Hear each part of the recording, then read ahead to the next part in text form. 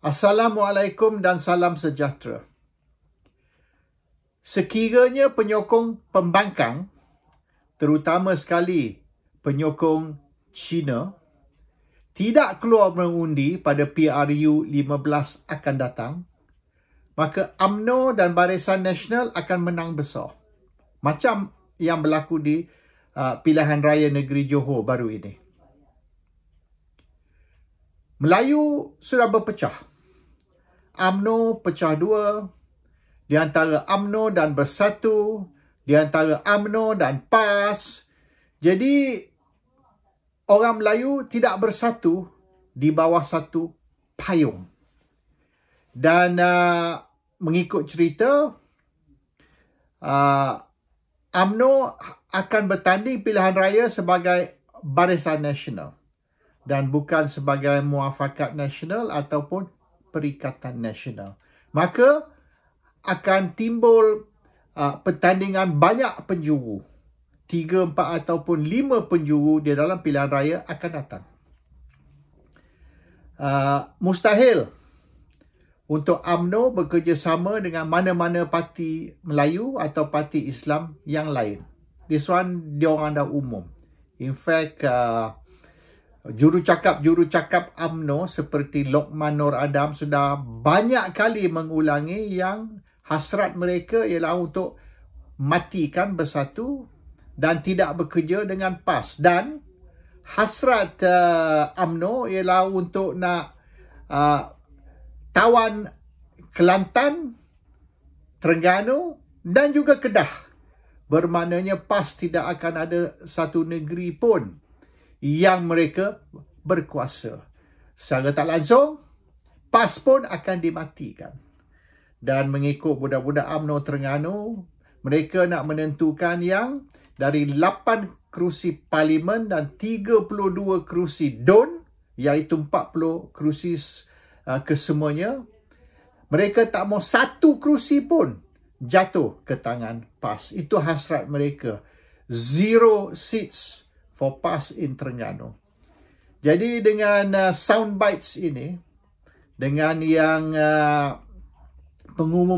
pengumuman yang dibuat oleh beberapa jurucakap UMNO, maka sudah clear.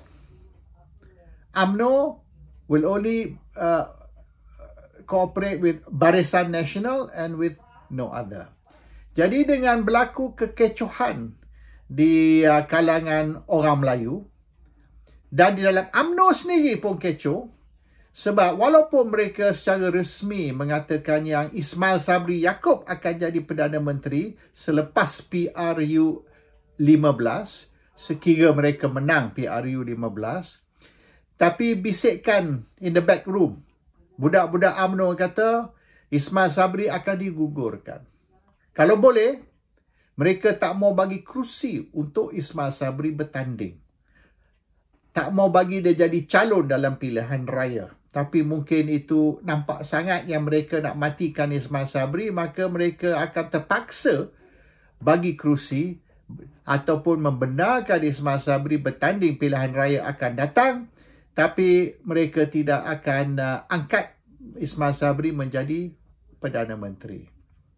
Dan ada cerita mereka akan cuba sabotage Ismail Sabri di dalam pilihan raya supaya kalau Ismail Sabri tak menang pilihan raya, jadi secara automatik dia tak boleh jadi Perdana Menteri. Dan Ismail Sabri pun sehari dua ni telah memberi amaran ataupun memberi isyarat kepada ahli UMNO jangan sabotage sama-sama sendiri. Ismail Sabri sudah tahu akan berlaku sabotage secara besar-besaran. Sekiranya orang yang dilantik sebagai calon atau orang yang diberi kerusi untuk bertanding bukanlah pilihan orang-orang tertentu. Jadi tujuan mereka nak adakan pilihan raya dulu sebelum pertandingan parti ialah untuk menentukan yang Ismail Sabri tidak ada kuasa menentukan calon dalam pilihan raya. Ismail Sabri doesn't have the authority and the power to decide who contests. Dan ini akan terjatuh ke tangan Presiden Parti dan geng-geng Presiden Parti. Dan Lokman pun sudah bagi tahu 7 menteri dan timbalan menteri yang orang kuat Ismail Sabri akan digugurkan. Tidak akan diberi kerusi di dalam pilihan raya. 7 menteri dan timbalan menteri yang dianggap orang Ismail Sabri. So, diorang akan cantas, diorang akan pancung penyokong-penyokong Ismail Sabri. Dan sekiranya mereka terpaksa benarkan Ismail Sabri bertanding kerana tak mau nampak sangat yang benda ni is revenge, mereka akan menentukan yang Ismail Sabri seorang saja yang boleh bertanding.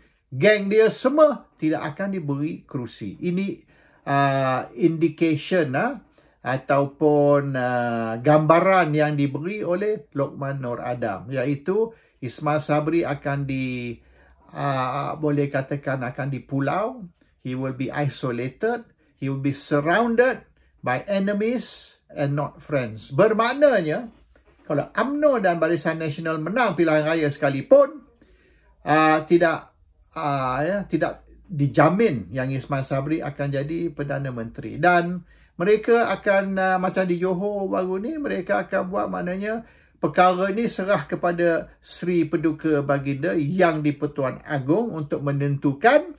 Tapi melalui pintu belakang, mereka akan memberitahu Agong bahawasanya mereka tak mahu Ismail Sabri sebagai Perdana Menteri dan suruh Agong pilih orang lain. Dan siapa yang akan dipilih akan bergantung kepada siapa menang pilihan raya. Of course, yang kalah tak akan tu. Tapi mereka akan menentukan yang pilihan Perdana Menteri untuk mengganti Ismail Sabri akan diberi kerusi selamat supaya boleh jamin yang beliau akan menang pilihan raya dan boleh naik jadi Perdana Menteri. Ini semua dirancang. Dan sekiranya pilihan raya diadakan, katalah PRU 15 ni diadakan bulan Oktober.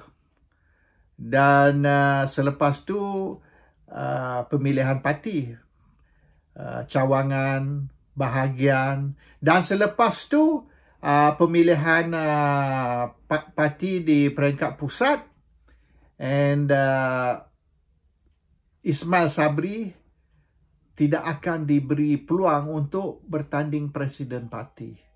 Sebab sekiranya dia masih Perdana Menteri, selepas PRU 15 ni dia masih Perdana Menteri, maka peluang untuk menang jawatan Presiden UMNO cerah.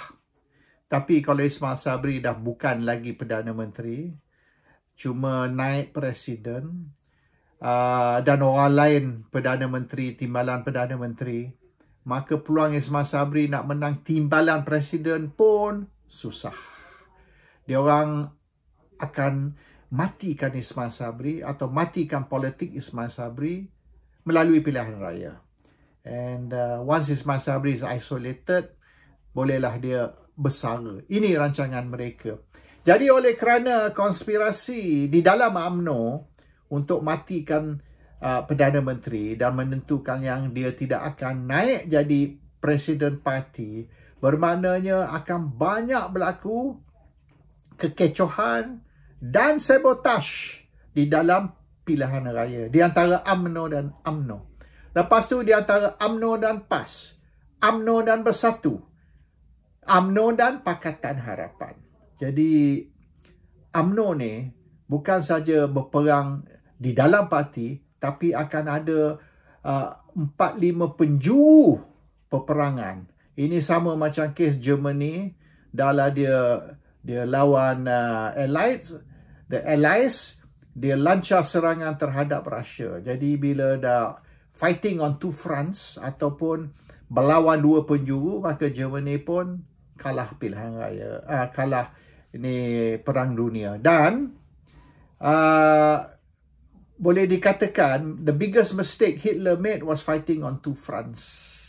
Dan UMNO ni bukan saja internal war, civil war, tapi fighting on 3-4 fronts.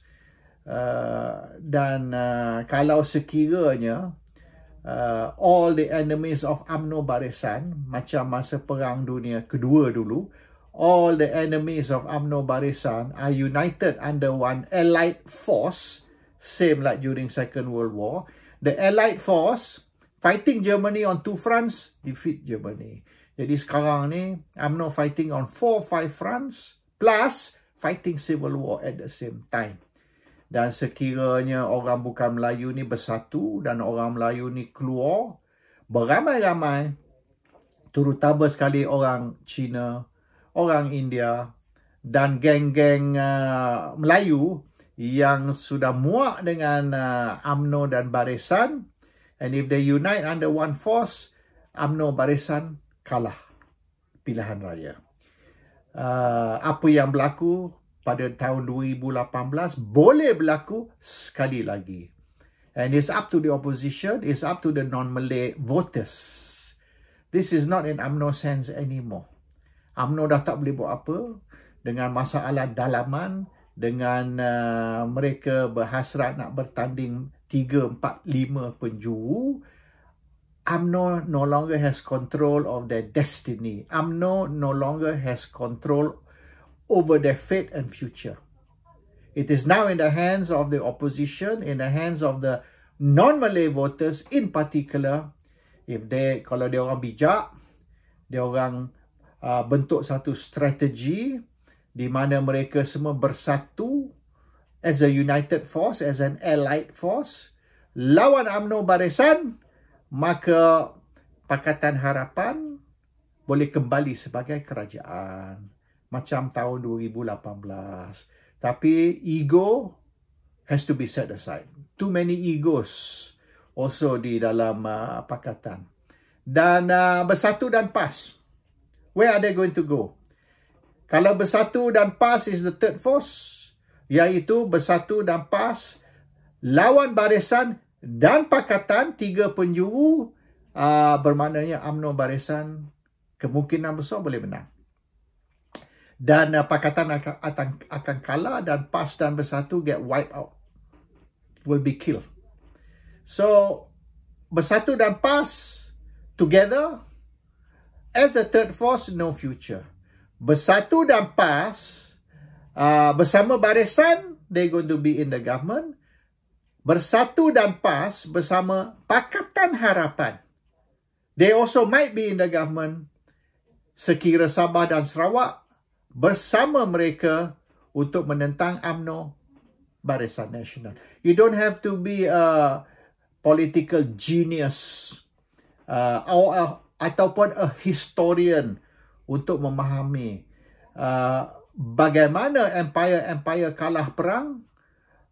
Dan ini akan diulangi oleh UMNO Barisan Nasional dan sekira pembangkang, terutama sekali UMNO, PAS dan Pakatan Harapan pandai bentang strategi, dan sekiranya pengundi bukan Melayu, Cina dan India keluar mengundi beramai-ramai menyokong Pakatan, UMNO and Barisan is finished. Assalamualaikum, salam sejahtera.